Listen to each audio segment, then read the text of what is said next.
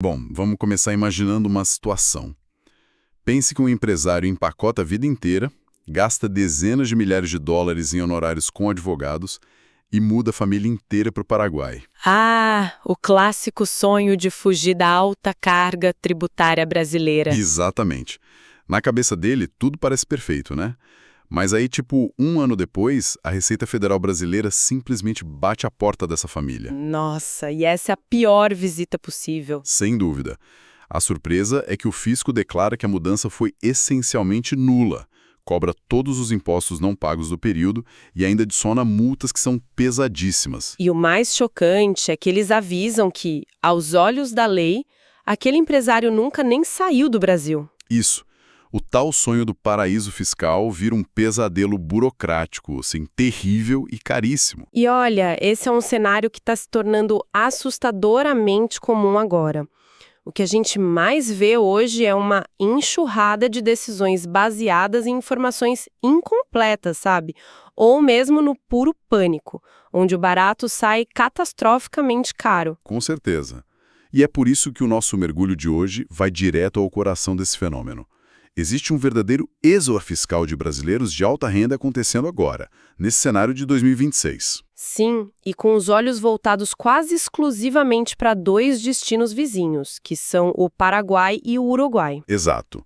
E a nossa bússola hoje, para mapear toda essa migração, é um artigo incrivelmente detalhado chamado Paraguai ou Uruguai, o que os números não te contam. Ele foi escrito pelo contador e especialista tributário Carlos Rocha. Um material excelente, aliás. Muito bom mesmo. A nossa missão aqui é arrancar de vez todo o romantismo e aquele alarmismo barato dessa conversa. Sabe? Vamos entregar para quem nos ouve uma análise puramente técnica, dissecar as mecânicas exatas de como essa transição funciona. E, mais importante ainda, entender o porquê de certos perfis afundarem completamente quando escolhem o país errado. Porque é fundamental a gente estabelecer esse tom cirúrgico desde o começo. Não dá para brincar com a Receita Federal. De jeito nenhum. Porque antes de olharmos para as prateleiras de vantagens que Assunção ou Montevidéu oferecem, a gente precisa entender o que está forçando as pessoas a saírem de casa. Qual é o fator de empurrão agora em 2026? Ah, claro. A resposta não é só, uma insatisfação genérica com o Brasil, sabe? É a concretização de mudanças macroeconômicas e regulatórias muito específicas. Certo. Então vamos desempacotar isso. Porque a palavra reforma foi repetida à exaustão nos últimos anos, né? E o artigo do Carlos Rocha aponta diretamente para a efetivação do sistema dual, a chegada do IBS e da CBS. Isso, que vieram para substituir aquela velha sopa de letrinhas, o PIS, COFINS, IPI, ICMS, ISS. Exato. Mas, de forma prática, por que isso acionou o botão de pânico? Especialmente para aquelas empresas que estão no regime de lucro real. Olha, o pânico vem puramente da matemática dos créditos. A promessa da reforma era a não cumulatividade plena, certo? A ideia de que o imposto pago na etapa anterior gera um crédito para a etapa seguinte. Sim, a teoria era linda. Pois é, mas o problema é que, para uma enorme fatia do setor de serviços operando no lucro real, a base de custos é feita essencialmente de folha de pagamento e tecnologia. E, bom, folha de pagamento não gera crédito nesse novo sistema do IVA dual. Caramba, claro. Gente, não é mercadoria. Exatamente. Então, a alíquota combinada que incide sobre o faturamento dessas empresas de serviços disparou para patamares muito altos, sem aquela compensação de créditos que uma indústria, por exemplo, teria com matéria-prima. A carga efetiva aumentou de forma brutal. E, olha, como se não bastasse o custo operacional da empresa, ainda teve aquela mudança dramática na pessoa física, né? A nova legislação sobre rendimentos no exterior. Ah, as famosas offshores. Isso, que antes funcionavam quase como um cofre mágico, onde o dinheiro crescia livre de impostos até ser trazido de volta. Mas agora elas sofrem tributação periódica. O fisco brasileiro passou a tributar o lucro lá fora, mesmo que o dinheiro não seja distribuído para o dono. Perfeito. Ou seja, o custo de manter o dinheiro no Brasil subiu. E o custo de manter fora, sendo residente no Brasil, também subiu. O cerco se fechou de todos os lados. E é aqui que a ingenuidade cobra seu preço mais alto, sabe? Aquilo que nos leva de volta à história de terror do início da nossa conversa. A tal da armadilha burocrática. Exato. Existe uma armadilha clara que a Receita Federal formalizou através da Solução de Consulta número 4010. A regra é extremamente rígida. A simples saída física do país, ou seja, você pegar um avião com as malas e não voltar, não altera a residência fiscal de ninguém perante o Estado brasileiro. Eu acho que essa é a maior ilusão de quem tenta planejar uma saída hoje em dia. O pessoal acha que romper com a Receita Federal é tipo como cancelar um plano de academia por telefone, sabe? Nossa, sim, uma ótima comparação. A pessoa acha que basta ligar, dizer, ó, não frequento mais, tô parando de pagar e pronto, o problema tá resolvido. Mas, lendo a explicação técnica do artigo, me pareceu muito mais com um divórcio litigioso, aquele onde o juiz exige provas constantes de que o ex-casal não divide mais o mesmo teto, né? Como é que essa rigidez muda o jogo de quem quer mudar de endereço? Olha, isso levanta uma questão importantíssima. A analogia do divórcio litigioso é perfeita. O fisco exige a prova inquestionável do chamado ânimos definitivo de permanência no exterior. Ânimos definitivo, um termo bonito para dizer que você foi embora de verdade. Isso. A intenção de ir embora não basta. A mecânica do dia a dia da vida da pessoa tem que comprovar isso. O indivíduo precisa transferir ao seu centro de interesses vitais. Se alguém entrega comunicação de saída definitiva, mas mantém contas bancárias ativas e com alta movimentação no Brasil, Já era. e o núcleo familiar principal residindo em São Paulo, por exemplo, a Receita Federal tem todo o embasamento legal para considerar a saída nula. Caramba! Isso significa que a mudança precisa ser um projeto real de engenharia documental, não é só abrir o aplicativo e comprar uma passagem aérea. Longe disso. Exige uma revisão de todo o patrimônio, a potencial criação de holdings para isolar ativos locais e o encerramento formal e cirúrgico de todas as obrigações acessórias. Quem simplesmente aluga um apartamento em Assunção sem essa assessoria técnica sofre a chamada bitributação. E pior, as penalidades e a autuação no Brasil são severas. A fronteira, para o fisco, não é um rio ou uma alfândega. Ela é financeira e documental. Exatamente. É puramente baseada em rastros. Bom, compreendido o tamanho da pedreira que é sair legalmente, a pergunta natural é para onde ir, né? E é aqui que o artigo nos guia para a base de qualquer decisão estratégica, que é a matemática dos impostos locais. E os caminhos escolhidos pelo Paraguai e pelo Uruguai são filosoficamente opostos. São mundos completamente diferentes. Começando pelo Paraguai, a política que eles adotaram é a da territorialidade pura. A mecânica é incrivelmente direta. O país só tem jurisdição para tributar aquilo que é gerado dentro de suas próprias fronteiras físicas ou econômicas. Certo. Vamos dar um exemplo prático para quem está acompanhando. Digamos que exista um empreendedor de tecnologia morando lá em Assunção, mas toda a receita dele vem de clientes nos Estados Unidos ou na Europa. E ele recebe isso através de uma empresa LLC americana. Nesse cenário, a tributação local no Paraguai sobre os dividendos recebidos do exterior é zero. Zero? O imposto de renda é de 10%, assim como o IVA, que também é de 10%. É o que o mercado chama de sistema 10-10. Uau! E pelo que o autor aponta, ainda existem aceleradores governamentais pesados para quem quer abrir indústrias físicas lá, né? Como a famosa Lei 60/90. Mas o que exatamente essa lei faz na prática para justificar tanto barulho? A mecânica da Lei 60/90 é desenhada assim sob medida para atrair capital estrangeiro produtivo. Se um empresário resolve montar uma fábrica no Paraguai, essa lei isenta totalmente os impostos de importação sobre o maquinário e os bens de capital. E dependendo do volume de investimento, ela isenta a empresa do pagamento de impostos corporativos sobre lucros e dividendos. Por quanto tempo? Por um período que pode chegar a 10 anos. O Paraguai foca em criar um ambiente de custo tributário quase inexistente para gerar empregos rápidos. É uma abordagem quase agressiva, de tão minimalista. Agora, quando a gente vira a página para o Uruguai, a estratégia muda da água para o vinho. O modelo deles é o que o Carlos Rocha chama de territorialidade por camadas. É um sistema bem mais sofisticado. Eles usam a Lei de Orçamento Nacional de 2025 para oferecer as famosas tax holidays, ou férias fiscais.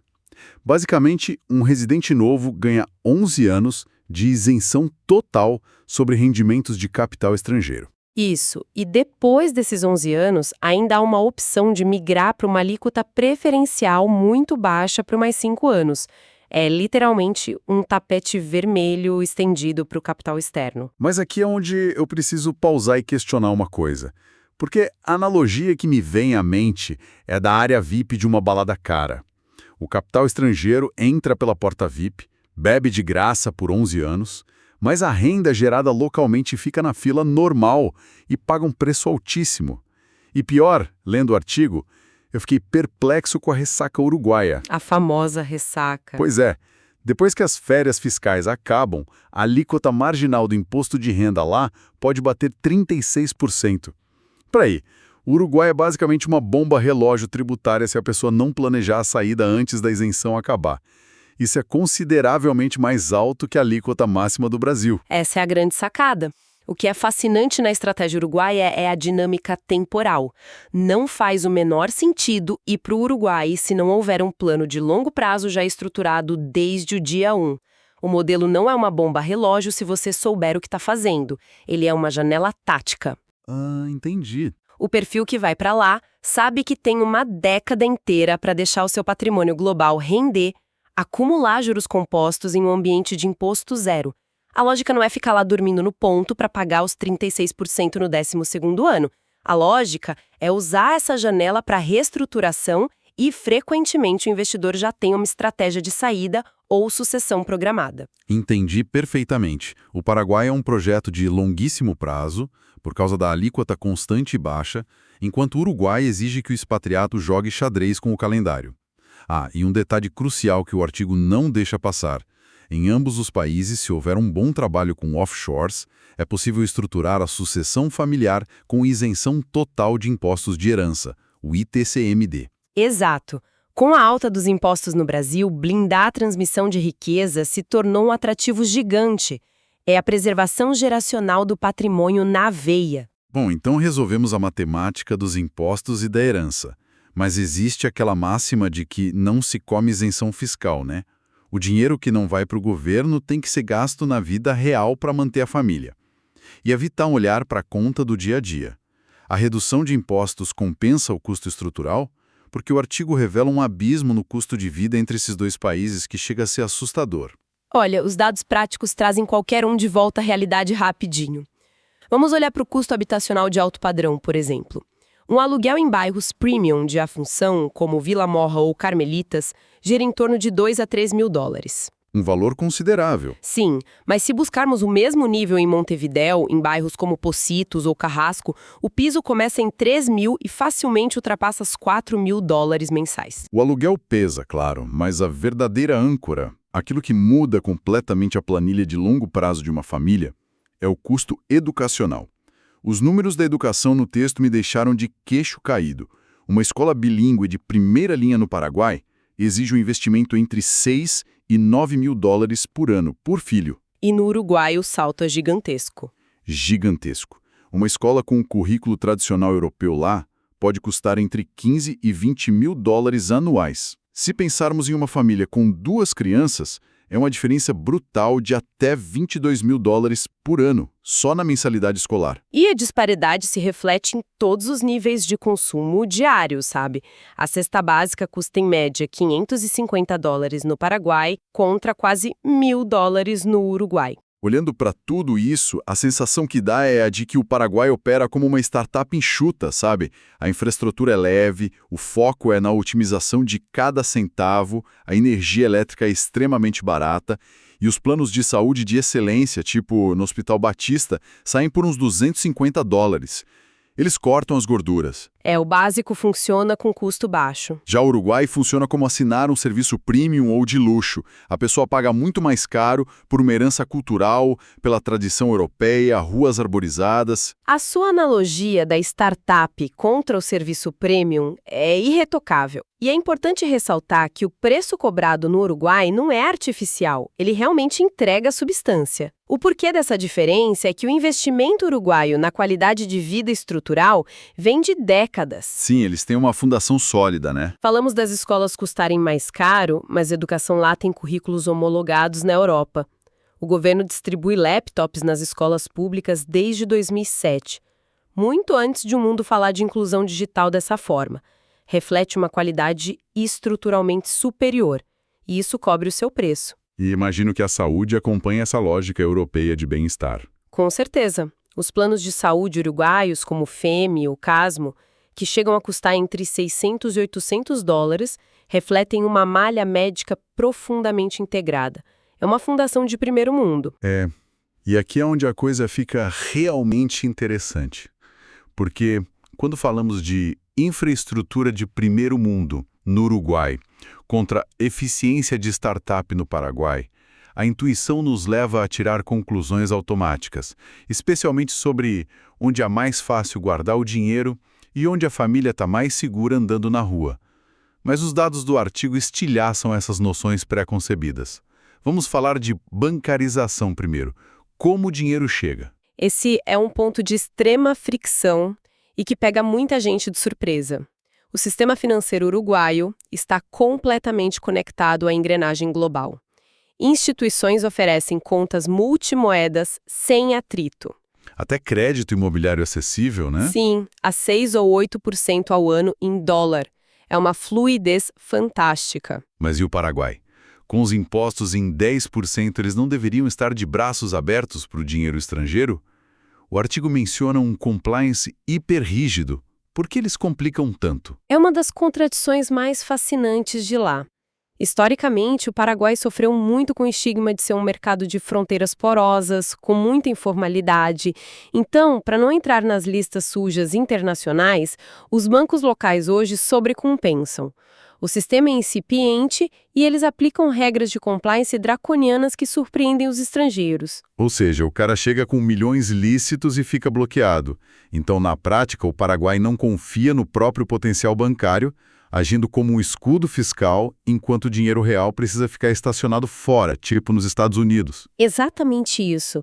Se conectarmos isso ao panorama geral, a infraestrutura uruguaia justifica a escolha para quem gira fortunas e precisa de fluidez global imediata. No Paraguai, você vira residente fiscal, mas a conta local é só para pagar o pão e a escola. O grosso fica nos bancos americanos. Que loucura! Bom, agora vamos para o contraintuitivo supremo, a segurança nas ruas. O Uruguai carrega aquela imagem de Suíça da América do Sul, pacífica. A taxa de homicídios lá foi de 10,3 por 100 mil habitantes, um alívio comparado aos quase 21 do Brasil. Mas aí o relatório mostra que o Paraguai tem números ainda menores. Como isso é possível? Pois é, os números desafiam totalmente os estereótipos que a gente tem.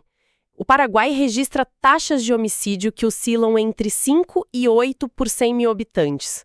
Muito melhores que as do Uruguai. Eu confesso que fiquei surpreso absoluto. Como se explica isso? Tem a ver com a natureza do crime.